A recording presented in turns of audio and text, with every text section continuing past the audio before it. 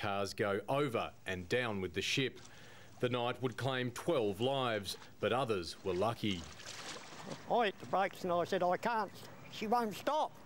So we kept going. The next thing we went hanging over the bridge, and then the wife said, put it in reverse, put it in reverse. I said, stuffed reverse, bloody well get out. Frank's wife Sylvia says the memories of 40 years ago will linger forever. It is still stressful, even after 40 years. They say you forget, but you don't forget.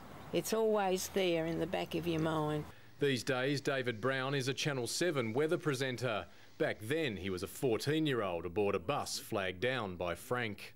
And as we're driving, we just went over the apex, and then all of a sudden, darkness, but headlights coming straight towards us and then disappearing, just plunging down. Television technician Bruce Wood says the impact felt like an earthquake around Hobart's inner suburbs. He shot the first of many timeless images from the bridge's edge using a 16mm film camera. But it was chaos because no one knew what had actually happened even at that point. They realised the bridge was down, but they didn't know how many people had gone over or what. So it was, I vividly remember it, and it was a wet, drizzly night. It was just really quite uncomfortable. Before Robert Clifford made his name with Incat, he was operating ferries on the Derwent.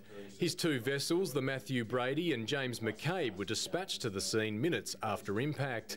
Mr Clifford's growing fleet destined to be the heartbeat of a broken city during the 2-year reconstruction.